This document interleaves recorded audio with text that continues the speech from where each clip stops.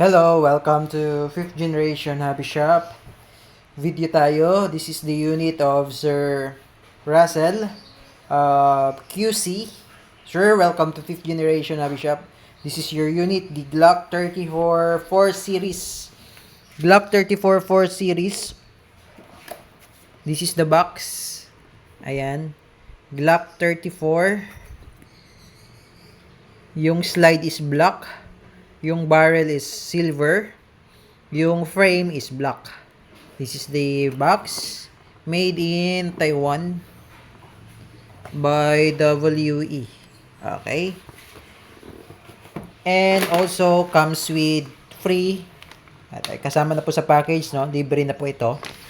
4,000 shots na 0.20 grams. Yan, 0.20 grams na BBs. And also yung green gas. Yung kanyang tangke, yung kanyang hangin, kanyang propellant, the number 12 standard power green gas. Ayan, oil added na. Now, let's proceed to your unit, sir. Buksan na natin yung box.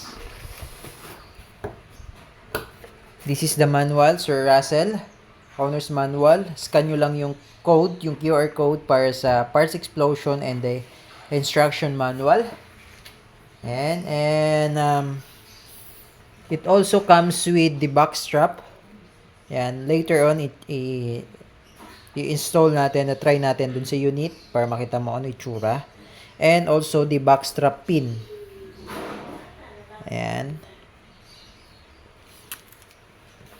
This is the magazine, 24 rounder capacity magazine. Ayan.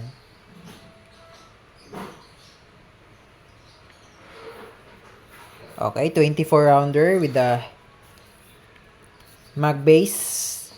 So, 4 series. Malapad ang mag base ng 4 series. And the Glock 34. 4 series. Yan.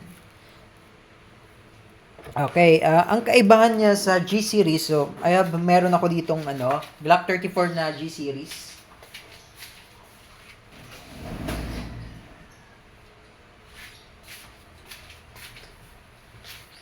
Okay. This one is the G series. Glock 34 G series.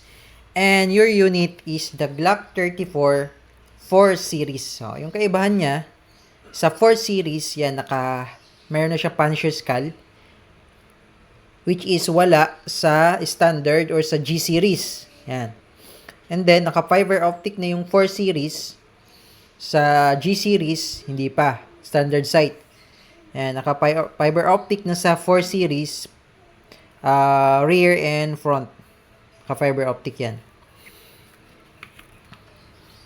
Focus na natin. Ayan. Tapos, mapansin nyo rin yung grip. Sa 4 series, stippled din grip. Sa standard o sa G series, hindi pa. And then, sa 4 series, naka-magwell na. Sa G series, wala pang magwell. Yan. Yan yung kaibahan. Ito yung G series Glock 34. Yan. G series. And this is the Glock 34. Ayan. May 34. 4 series. So, yun yung kaibahan sa dalawa. This is the G series. This is the 4 series or the F series. Yan. 4 series. So, this is the customized design ng Glock. Okay. So, parehas din silang may thread. Parehas din yan. And then, parehas din silang may accessory railing. Parehas din silang nalalagyan ng optic sight. So, ang kaibahan lang nila, yung design. Yung design lang. Okay, yun lang. Okay? So, this is the unit of Sir Russell. Ang in-order niya is the 4 series na Glock 34. Gusto kasi ni Sir Russell yung may Punisher skull sa backplate design. Yan. Punisher skull. Yan. Okay, made in Taiwan. This is made in Taiwan by WE. Ayan, naka-magwell na siya para mas madali siyang i-insert yung mag. Ayan. Okay.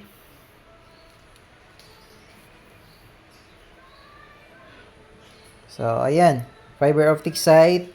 With serrations on rear, serrations sa front. Sa top side, sa top, meron na rin siyang serrations. And then, may cut din siya dito sa may slide boat. Parehas magkabilaan meron siyang cut. Also sa top meron cut. Which is sa G series, walang cut sa gilid, sa ibabaw lang may cut. Okay, parang ported ba, ano na siya, ported slide. Meron siyang, para mas magaan yung slide. Okay. So, ayan, sir. So, meron din siyang trigger safety, no? Yan, yung trigger safety na yan, yung kulay red. Yan yung trigger safety. Yan. So, pag hindi mo pinasok trigger finger mo dyan, hindi rin yan puputok yan. No? Unless pinasok mo yung trigger finger mo, magle-level kasi yan. Then, puputok na siya. Yan. Ayun. Okay? So, lalagyan lang natin. Ito pala yung back strap. Dito yan, sir. So, optional. Kung gusto mo siyang lagyan. Then, yung naka-install dyan na pin, kasi hindi aabot yan. Pag ilalagay mo, hindi siya maglalak. Mahuhulog. So, ngayon, ito yung ipapalit nyo. Ito mas mahaba. Tatanggalin nyo itong pin. Yan. Magiging ganyan itsura. Yan. Ayan, Sir Razel. Okay? So, ngayon, lalagyan natin siya ng gas. Para matest natin yung chronograph, yung EPS, matest natin sa chronograph. Paglalagay ng gas, sir, 3 segundo lang, no? Ayan. Inverted position dapat. Tapos, ito kasi 24 rounder capacity itong mag nyo, sir. Pero, mas maganda, sir, wag nyo siyang isagad sa 24. Mas maganda, 12 lang, kalahati lang. Ilagyan lang natin ng 4 for chronograph. Para yung spring, itong spring niya, hindi compress. Ayan. So, ayun, Sir Russell. This is 24 rounder capacity kasi. Yung mag, yung sagad, sir, Pero pag sinasagad mo kasi sa 24 yan, laging compress yung spring. Katagalan po, lumalambot yung spring. So, pag lumalambot yung spring, mahirapan na siyang itulak yung bibis paakyat. So, much better na yung bala mo, sir, kalahati lang. Then, nabawa, nag-load ka ng 12. So, naubos yung 12. Then, load ka ulit. So, ayun, maganda rin yun na hindi siya maraming bala. Kasi, para yung magazine, habang naglo-load ka, makapagpahinga din siya. 'Di ba? Kasi kapag continuous ang gamit nito, sir, naturally, lumalamig po ito dahil sa gas. So, pag malamig ang magazine natin, humihina din ang blowback. So, kung mapapansin mo, sir, pag malamig ang mag, parang mapapansin mo parang humihina din. Humihina din yung blowback kasi nga, malamig yung mag. So, habang naglo-load kayo, nakapagpapahinga yung magazine. So, yun yung maganda dun. Kasi, makapagpahinga yung magazine, then, pag sinalpak nyo na sa unit nyo, normal temperature na siya, babalik siya sa dati na malakas pa din. So, yun, kaya humihina yung blowback kasi sobrang lamig na ng magazine. So, kung gusto nyo rin namang mag-avail ng extra mag para tuloy-tuloy yung gamit, ginagamit yung isa, tapos yung isa, napagpahinga muna. So, yun. Talagang importante na ipahinga natin yung mag kasi pagka malamig na malamig yung mag, hindi nyo rin mafe-feel yung blowback, parang mahina na siya. Then, ang tendency nun, diba, pag wala na siyang bala, naglalak siyang ganyan. Yan. So, ang tendency nun, hindi na maglalak. Kasi, yung lakas nung extra gas na siyang magpapabalik nung slide, hindi niya na kayang itulak. Kaya hindi niya na kayang ilak hindi na siya aabot dito sa lock. Yan, hindi niya na kayang itulak hanggang dulo. Kasi malamig na yung magazine.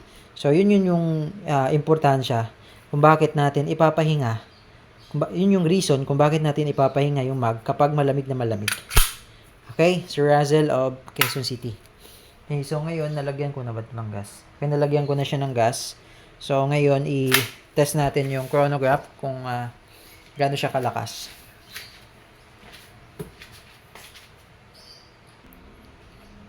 Okay, so now proceed tayo sa chronograph testing.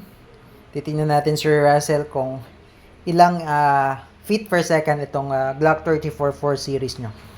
Okay? Testing.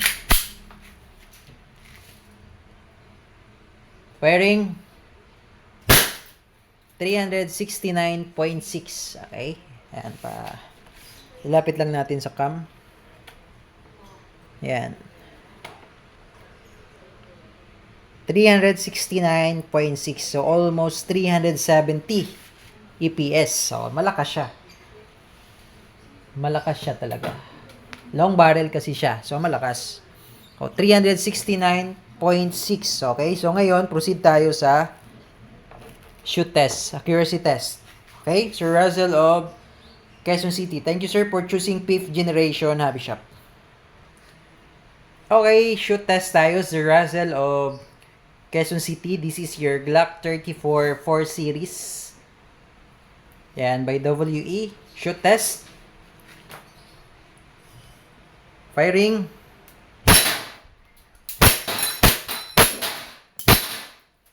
Okay, ubusin lang natin yung bala para mag-open chamber. Yan. So, nag-open chamber, ibig sabihin po, wala na siyang bala. Release nyo lang yung magazine by pressing the mag release. And then, yan, di ba, nag-open slide siya or nag-open chamber. So, ang gawin nyo, sir, walang mag, release the magazine. And then, eto, hatakin nyo lang yung slide. Yan, para bumaba yung slide release. Yan. Hatak. And bumababa yun yung slide release kasi may spring yan. And then, bitaw. Okay, then, hammer down. Okay? Sir Russell of Quezon City, sir. This is the brand new Glock 34 4 series by WE. Custom design of Glock 34. Okay na po ang unit nyo. 100% in good condition. Ready to ship, bound to Quezon City. If you have more question, message lang sa aming page. 5th generation hobby shop at sa aming Viber. Sir 956-572-7896. Thank you, sir, and God bless.